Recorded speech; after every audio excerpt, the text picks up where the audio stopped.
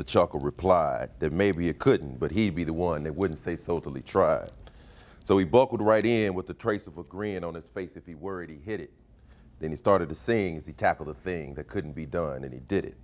Somebody scoffed, "Oh, you'll never do that. At least no one else has done it." But he took off his coat and took off his hat, and before we knew it, he'd begun it. With a lift of his chin and a bit of a grin, without any doubting or quitting, he started to sing as he tackled a thing that couldn't be done, and he did it. There are thousands to tell you it cannot be done. There are thousands to prophesy failure. There are thousands to point out one by one the dangers that wait to assail you. But just buckle in with a bit of a grin, just take off your coat and go to it, and start to sing as you tackle the thing that couldn't be done, and you'll do it. I like that poem because it talks about my life. It talks about your life. The recruiter says, "Who?" I looked at him, I said, "Who?" Remember that. So Friday night, I'm watching the game, and I'm watching during the school day, I'm watching some film of the team we playing that night. Coach from the University of Virginia walks in, he has on his little V sweater. He said, "Tell me about this tailback you guys have." I said, "Yeah, he's a really good player." I said, "This is him right here, number 22. He said, "Is he really good?" I said, "Yeah, he's amazing." I said, "You also should watch out for this guy right here, number 7. He was like, "Really?" He said, "Who is that?" I said, "That's me." We laughed and, had a great game that night. And they started recruiting me from that point on, along with a bunch of other ACC schools. So I ended up going to the University of Virginia on a full academic scholarship. Now, roll the tape back to that guy from UNC that didn't know who I was. Never lost to him in 4 years as a starter. Always terrorized him too, so yeah, it was personal. But it was kind of like that for me. So, go on to the University of Virginia. Folks like, "Oh, well, he'll never play. He'll never start on the varsity." Yeah, okay, all state. Well, all right, okay, good student, but he'll never play at the University of Virginia. But he's a good student, so yeah, they probably really just wanted him for academics. I went on to University of Virginia, 4-year starter, honorable mention All-American. Well, all right, yeah, he had a decent college career, but he's not good enough to go pro. He's too small. He can't get it done. I was a 4th-round draft pick by the Tampa Bay Buccaneers. They had 12 rounds back in, so they called the brother on the first day. And so then it was like, oh, well, Tampa, they terrible. They hadn't been winning. He won't play. He's too small. I started as a rookie at 188 pounds at strong safety. You know why? Because of this. It was always about the heart. I believed in me, my family believed in me, and I had mentors who believed in me. But most importantly, I believed in me. All rookie, led all safeties and interceptions and tackles at 188 pounds. Went through some adversity, injuries, but I played for 5 years in the NFL. When I look at some of my most important accomplishments, I didn't go to the University of Virginia thinking about playing professional football. I went to the University of Virginia to get a degree so that I could get a good job when it was all said and done. I was fortunate that I was able to play in the NFL. So when that 5-year career was over, I fell right back on that degree. Boom. I had something to lean on. But be clear. I still didn't have any work experience though. So with my University of Virginia degree, I had to start at the bottom when I started getting into corporate America. But I understood that I could do it. Doors that were open to me by using my alumni base because I had that piece of paper. That's the one thing that no one can ever take away from me. Now, as I look back, I think about what could I have done better? Could I have networked in college when I was the man? Yes. Could I have done some internships when I was in college? when I was the man? Yes, I could have.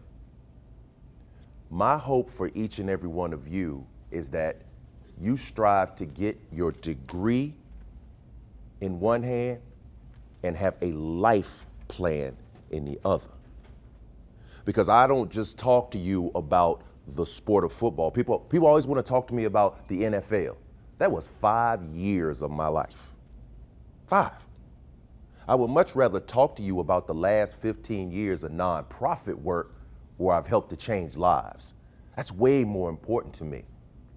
So I want you to all focus on what you love to do in the sport. But always understand the focus has to be on the academics. It has to be on the academics. My parents didn't play that. It was all about those books, period. I had a whole lot of leeway. All I got to do is do good in school. Oh, that's easy. But if I didn't do good in school, there was no sport. Plain and simple. That's the way that I'm raising my 2 daughters. Grades, grades, grades. Conduct, behavior in school. Represent yourself well. Because be clear, as a black child, you're going to have some significant challenges. And that's just the real deal. They see it every day. They go to schools out in the suburbs, and so, but they've dealt with a lot of diversity in their lives. I want them to understand that. Be the best. Sit in the front of the classroom. Represent yourself well. Yes, ma'am. Yes, sir. No, ma'am. No, sir. These are basic things because you're being evaluated when you don't even know. People are watching you when you don't even know. So be the best student that you can be. They can never take this away from you. It's so very, very important. So hit those grades off. You got to. And it starts early. Was just talking to a young lady in the back. Oh, just talking to her in the back. And she was saying, daughter started off a little rocky in the 9th grade. Now she battling uphill when it comes to graduation because of all the scores and all the things you have to do. That is real. That's the same thing that you will encounter when you go to college. You're away from mom and dad the first time. Your best friend is your alarm clock because mom not coming in the room to wake you up. It's not your roommate's job. It's on you. Go in thinking about, I have to graduate to get this degree to prepare for the rest of my life. This is my stepping stone. Have a sense of urgency about you. There'll be women there, yes. There'll be men for the young ladies.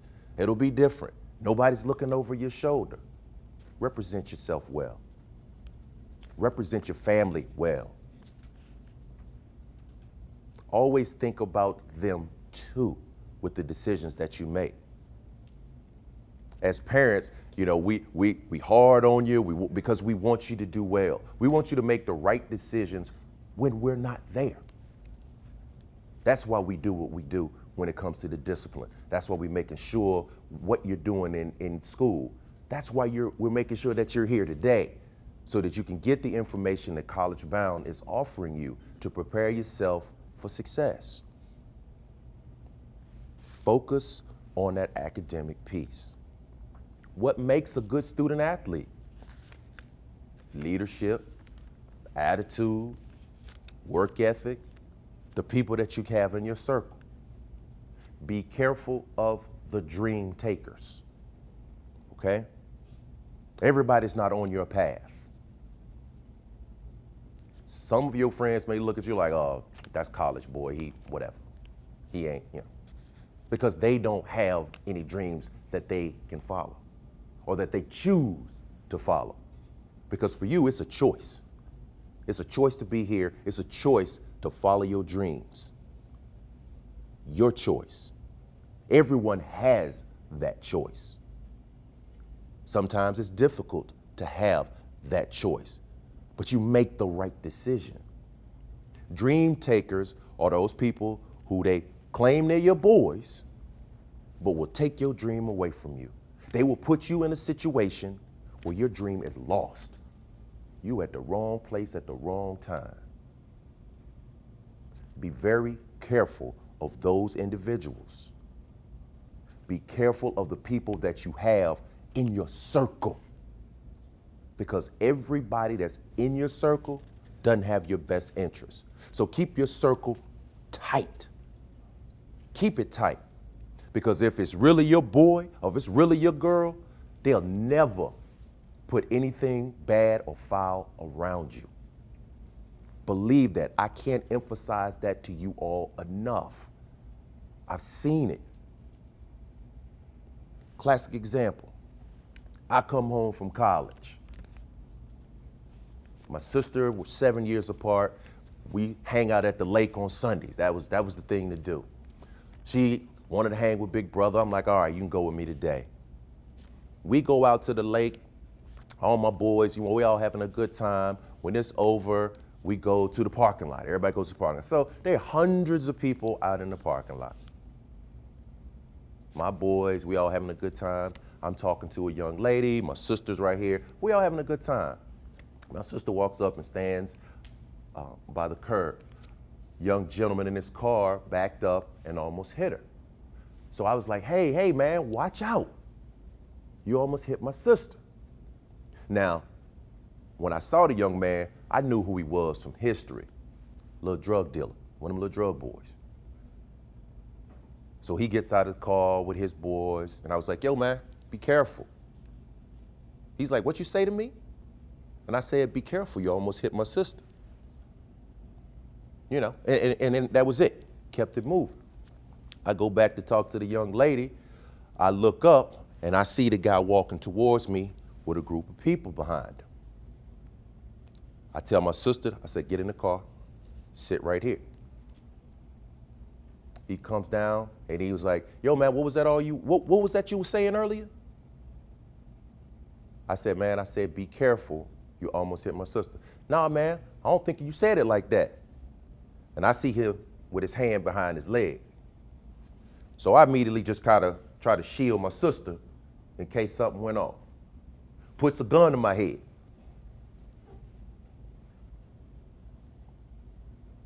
I'm just home from college. Puts a gun to my head. Yo, man, I don't care who you are. I said, look, man, I ain't got no beef. You almost hit my sister. That's all I was saying.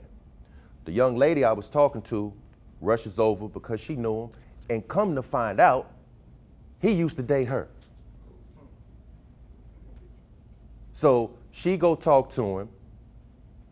You know, all of a sudden I see the crowd rushing down because all my boys are there, but everybody's just dispersed. All my boys come rushing through the crowd. I'm about 10 deep. They were like, what's going on? They circled around me because they like, this our shining star. He got out of this neighborhood. There's nothing gonna go around him. Nothing bad is going to happen to him on our watch. Got in the car with my sister, we went home. She said, Tony, I was so scared. I said, so was I. I said, so you see, there's really nothing out here in these streets for you. That could have gone real bad. All my dreams could have been gone right there. Keep your circles tight. Be careful of the environment that you put yourselves in. It's extremely important. Stay focused. When your mom and dad tell you to be home at a certain time, be home 5 minutes before that. They worry and they won't rest until you get home. Stay focused on this today. Get this information. It's extremely important. I am so impressed to see you guys out here on a cold, snowy day in late March coming to get this information. Take it to heart.